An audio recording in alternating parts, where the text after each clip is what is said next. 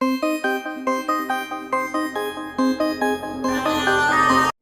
हम लोग देखने वाले हैं रिक्तिका या राजधानी या जिसको हम लोग कहते हैं वैक्यूल्स।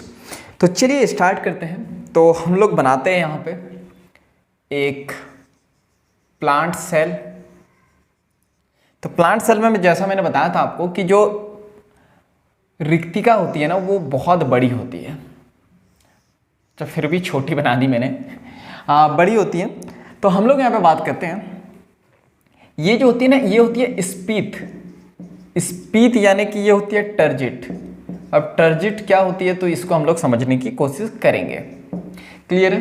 तो आपको याद रखना ये है रिक्तिका और रिक्तिका है टर्जिट, और इसमें बहुत सारा पानी भरा हुआ है। टिप टिप बरसा पानी और पानी ने आग लगाई।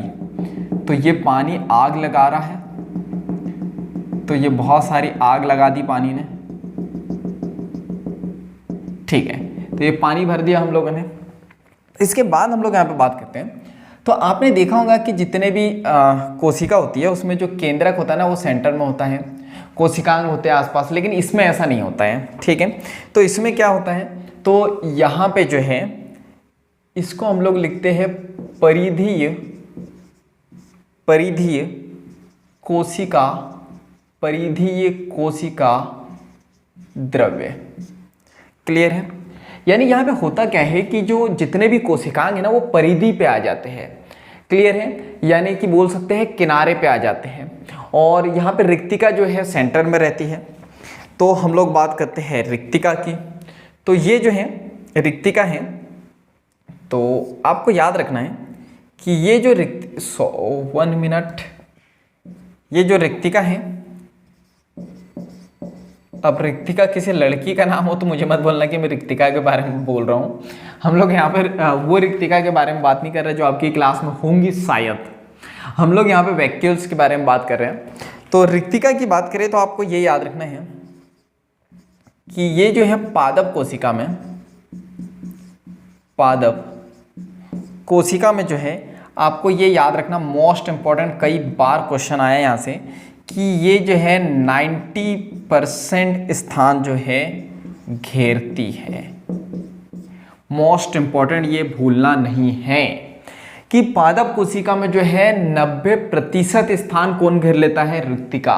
बाकी 10% में जो है ये न्यूक्लियस, माइटोकॉन्ड्रिया वगैरह सारी चीजें होंगी। इसके बाद हम लोग यहाँ पे बात करते हैं, सबसे इंपॉर्टेंट यहाँ से क्वेश्चन आता है कि जैसे कि सेल होती है तो उसकी जो मेम्ब्रेन होती है उसे सेल मेम्ब्रेन कहते हैं, कोशिका झिल्ली कहते हैं। तो याद रखना रिक्तिका में जो झिल्ली होंगी, ठीक है, रिक्तिका में जो झिल्ली होंगी उसे क्या कहेंगे? तो उसे हम लोग कहते हैं टोनोप्लास्ट। टोनोप्लास्ट। तो ये नहीं आपको भूलना है कि जो रिक्तिका में झिल्ली होती है उसे हम लोग क्या कहेंगे? टोनोप्लास्ट। इसके बाद हम लोग यहाँ पे बात करते हैं, यहाँ पे इसका मतलब बता देता हूँ मैं। टर्जिट का मतलब क्या होता है, स्पीथ का मतलब क्या होता है। तो आपने सोपा देखा होगा या आपके घर पे होगा, तो कई बार सोपे पे पानी गिर जाता है, तो पानी सोपे पे नहीं रहता है, वो जो फोम रहती है ना वो सोख लेती है, तो उसी को कहते हैं स्पीथ या टर्जिट। तो यहाँ पे जो रिक्तिका होती है ना वहाँ पे पानी भरा हुआ होता है तो वो सोख लेती है, तो उसको हम लोग कहते हैं यहाँ पे टर्जिट यानी कि स्पीथ। क्लियर है? चलो इसके बाद हम लोग बात करते हैं नेक्स्ट। तो ये स्पीथ होती है इस कारण से, स्पीथ होने के कारण जो है इनकी सांद्रता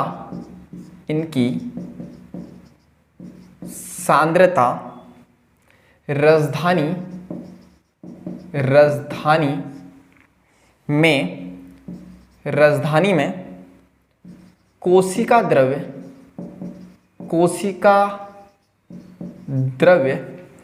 को, ये द को पोलियो हो गया पर समझ जाना आप, तो कोशिका द्रव्य से जो है अधिक होती है। इसका मतलब क्या है? मैंने बताया कि स्पीथ होती है, स्पीथ होने के कारण जो राजधानी है वैक्यूल्स है उसमें कोशिका द्रव्य से वो अधिक सांद्रता, सांद्रता का मतलब होता है कॉन्सेंट्रेशन या आप बोल सकते हो अधिकता। क्लियर है? तो जितना भी द्रव्य होगा ना या लिक्विड होगा वो कोशिका द्रव्य में कम होगा और किस में ज्यादा होगा? रिक्तिका में ज्यादा होगा। इसके बाद हम लोग बात करते हैं, तो यहाँ पे जो है ये जो रिक्तिका है यहाँ पे पौधों पौधों में बहुत से आयन, पौधों में बहुत से आयन व दूसरे पदार्थ यहाँ पे सांद्रता प्रवणता के विपरीत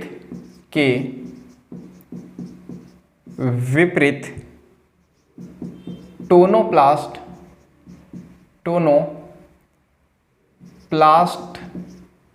से होकर, तो यहाँ पे थोड़ी सी खिचड़ी हो गई, जगह की कमी थी तो बट याद रखना मेरे लेक्चर में तो अधिकतर खिचड़ी होंगी, अभी तो शुरुआत भी नहीं हुई है। हम देखो याद रखना हमारे ब्रेन को जो है ना टैक्स और नंबर बिल्कुल पसंद नहीं है, मतलब वो याद ही नहीं रख पाता। जैसे 1920, 1935 सो 1 मिनट लाइट चली गई, तो मुझे 1 मिनट का समय, तो मैं चेक करता हूँ कि आपको दिख भी रहा है या नहीं दिख रहा है, फिर हम लोग कंटिन्यू करते हैं।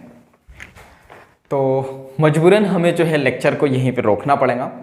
तो नेक्स्ट लेक्चर में हम लोग कंटिन्यू करेंगे इसे कि कहाँ क्या होता है और हमारे ब्रेन को क्या पसंद है क्या नहीं पसंद है, वो भी मैं जो है नेक्स्ट लेक्चर में बताऊंगा आपको। तो चलिए बाकी हम लोग मिलते हैं नेक्स्ट लेक्चर में। Thank you.